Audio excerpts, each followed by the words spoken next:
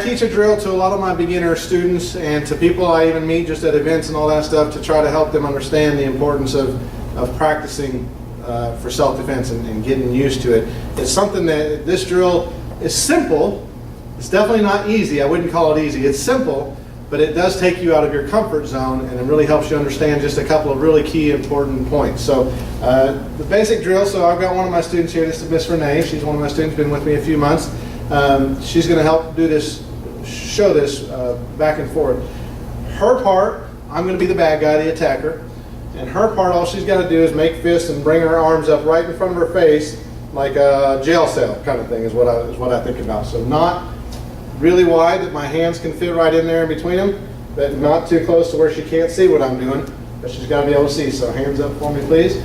My goal as the attacker with a flat hand, open hand, is to try to sneak my hand between hers and touch her nose. My goal is not just to touch her arms. That's too easy. That's not getting her out of her comfort zone and putting her in a more realistic situation. So round one of this drill, attacker goes straight between her hands to her nose. And you notice I'm putting some weight behind it. I'm jarring her back a little bit, right? She instinctively already put one foot behind the other, and that's something I don't even have to tell a lot of people. They just realize their body's more stable like that, right? So instead of keeping both feet straight under her and all that side by side, she puts one back behind the other, and that gives her more strength. Okay? So I'll let her have a chance to do it to me too, because it's only fair, right? So now you get to be the attacker, come in my nose. And the goal should be for her, same thing, try to touch my nose. Not just to touch my arms. Sorry, thank you. One thing you see a lot of people do, would you face them for me please? Hands up. Front. One thing you see some people do is beginner students and first time people doing this, trying this, is they're only touching the arms here. They're not thinking about going for the nose, so they're only going here. Okay? She was doing a good job. She was trying to get right in the middle of my hands, but still, I'm a big guy. I could use her putting a little bit more weight into it, because if somebody's really trying to get my nose and I'm practicing this for self-defense, for something I might need on the playground at school, on the street or something like that, in a real world situation, they're not just going to be trying to tap my nose with a little jab and just lightly touch it. They're going to be trying to smack me, and so they're going to put some weight into it. So I do it with my students. I expect them to try to do the same thing back to me. I want them to give me the realistic feel, be a good partner to your person that you're doing this with, okay? So that's round one of the drill. Just simple, get them used to it, feeling that weight. I'll notice some people don't know to push back against it, so they start hitting themselves with their fists, okay? So be careful as you start doing it, kind of maybe start slow and then start build up your pressure a little bit more gradually as they're getting used to understanding, just automatically they got to push back against it. All right, so round two is the exact same drill. I'm still going for the nose, but I'm giving her a different level of something to think about. Round two's level is I want her to focus on nothing but don't close your eyes. Don't blink this whole time. And we'll go for about 10 seconds. I don't make her do it for a minute straight. So 10 seconds, hands up. I'm going to try to touch your nose. Don't blink. Good. 10, 9, 8, 7, 6. And I'm really putting power into it, trying to get her. All right, so we'll do that for about 10 seconds and let her feel how uncomfortable that is. The reason I do that, because a lot of people don't realize that instinctively they'll close their eyes when something's coming at their head or at their face. And if you want to learn how to protect yourself, you got to be able to see what's coming. You can't just flinch and close your eyes every time. That's not going to prevent the bad guy from hitting you. More likely than not, it's actually going to help him hit you more and more and more, right?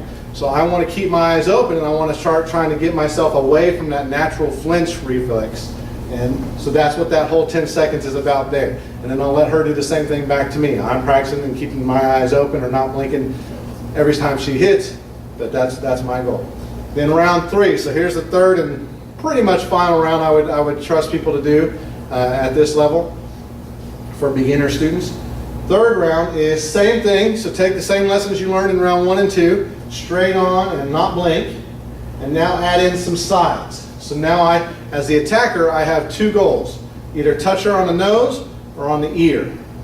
And she can, hands up, she can either meet the ear with one arm out, my hand is going toward her ear, she can either just put that arm out, or if I'm a big guy and I'm putting a lot of weight behind it, sometimes maybe both hands would be what would be wise. But I try to mix it up on them. I'm not just going side, side, side, side, swinging from way out here. I go middle, middle, middle, and then I swing to the ear. I make them come back to the middle because the main thing I want them to learn is to keep their hands up in front of them and keep their eyes on me. It's easy, it's too easy almost for just to see this coming from side to side to side, right? That's easy for a lot of beginners. So I mix it up. Round 3 is middle and sides. Nose, nose, nose, nose, nose, ear. And again, you'll notice I'm putting some weight behind that. I'm not trying to smack her fast, not putting the speed on it yet, but I am putting weight. I'm pushing against her because I want her to be ready for and experience what a bigger, stronger opponent might be doing if they were really going to try to get her. And I want her to know, okay, maybe one arm's not enough. Maybe sometimes it needs 2. And I want her to be ready for that. So this is a good drill. I'd suggest practicing this at home and do it slow. I've been doing martial arts for nearly 30 years. She's not even 30 years old. So I've been doing this longer than she's been alive. It would not be fair for her for me to go as fast as I could, right? So I'm trying to be a good partner for her. I'm doing these things to help her build her comfort slowly in that zone that's just getting her out of her zone of comfort, right? And I'm going to help her build on successes. So once she gets good at understanding these things and she's keeping her eyes open, then maybe after a couple of weeks of doing that regularly, I say, okay, so today I want to just see if I can kind of pick up my speed a little bit. So she's got her hands up, and then I'm starting to, and it's fun. Okay, it's a fun little drill. It's not anything that would hurt or anything like that. Even if I got through her hand, I would stop my hand before I really slapped her. I'm not going to turn her head sideways and slap her. I'm not trying to prove a point that I can do that, but I would still just try to tap her head. Tap. She's trying not to let me tap her. So that's what I call a killer patty cake drill. I think it's a great lesson as far as a starting beginner drill to do with someone and helping them learn to get out of their comfort zone a little bit and really learn a good basis for self-defense. I hope you enjoy it and practice at home.